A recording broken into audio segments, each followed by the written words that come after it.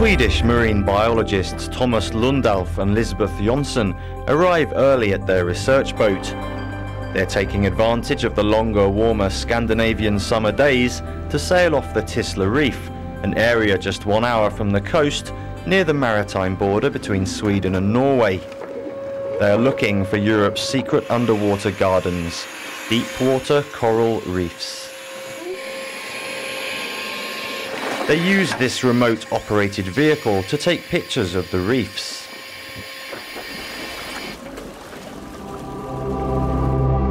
And this is what they find, the largest onshore deep-water coral reefs discovered in Europe to date. The reef is around 1,200 meters long and some 200 meters wide. Unlike tropical corals, these deep-water corals grow below the reach of sunlight, where temperatures never go above 13 degrees Celsius. Much of its basic biology is still a mystery to scientists, whose priority is to chart the location, shape and dimensions of these reefs. This, Thomas Lundalf says, is the first step to understanding them better. It's very important to have precise maps of where they occur if you should have any chance of protecting them. Then you can tell fishermen where not to use gear that drags along the bottom. In Norway, for example, there is a general law forbidding trawling in all known coral areas.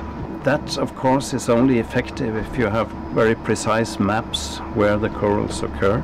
It's only over the last few years that we started to get these maps. So far, deep-water corals have been identified throughout European waters, but their exact location, morphology and basic biology are still largely unknown. What scientists have identified is the coral's worst enemy, trawling. This is a trawled coral reef at around 120 meters depth. In just seconds, trawling nets can destroy enormous compounds of corals that need thousands of years to grow. Other threats include sedimentation, water pollution and global warming. European scientists are studying these creatures' biological makeup through the Hermes project. This will advise authorities on how to protect reefs that are vital to entire marine ecosystems. We found more than 1,300 species associating with Lophelia petusa. And so far we haven't had the possibility to investigate properly all the different groups of animals still. So we will find a lot more species, we think.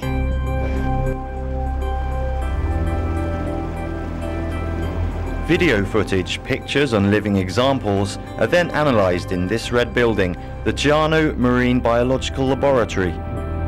3 years ago, scientists here began to use complex genetic techniques to understand more about how deep-water corals reproduce.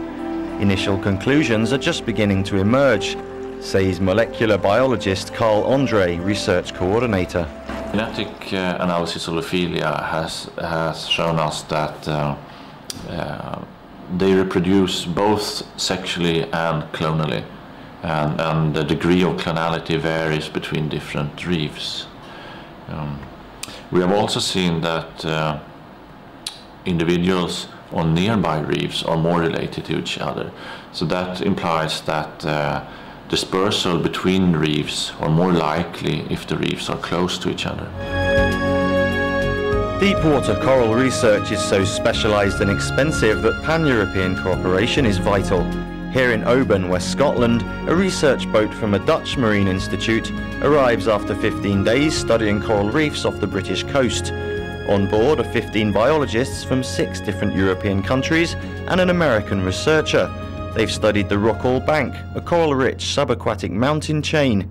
Scientists mapped and analysed the area to understand how different they are from their better-known cousins, tropical corals. German researcher Conny Meyer was one of those scientists. Tropical reefs contain seaweed, which photosynthesizes. This means they use light to create energy and provide nutrition to the coral. Since there's no light at these depths, we want to know if something replaces this process. That could be bacteria in the coral tissue, which use nutritional sources in the water. Dutch researcher Gerard Duinervelt is leader of the expedition. He uses sophisticated onboard equipment to study corals. This analyzes biological patterns in deep water. Robots equipped with lasers and video cameras record and measure seabed plants and animals. The equipment has proven useful. It comes up with these interactive maps of underwater currents in the area.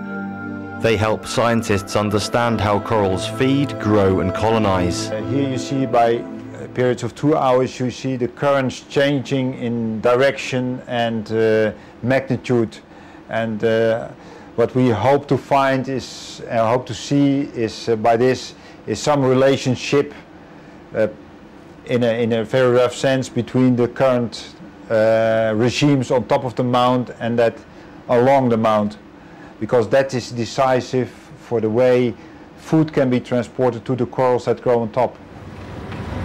The research vessel also provides new living specimens for lab researchers to examine.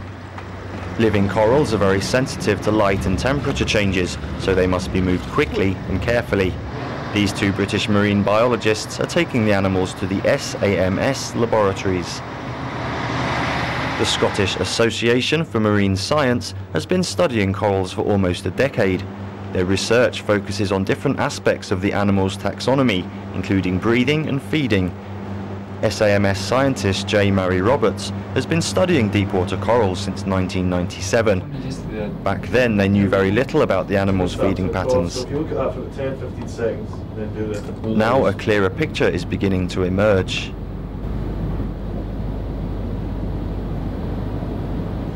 It seems from new work able to feed on quite a mixed diet, so they can take animal remains, they can take some live animal some plant remains as well, and they have a kind of omnivorous diet, some of these animals, and it's possible they can absorb organic material from the water as well, so they're able to grow in areas of good high productivity, but also where that material is taken down to the reef sufficiently by the local currents. Deepwater corals only grow between 4 and 25 millimeters per year. Given the many threats surrounding them, European scientists think more research is essential if future generations are to admire the beauty of these hidden worlds.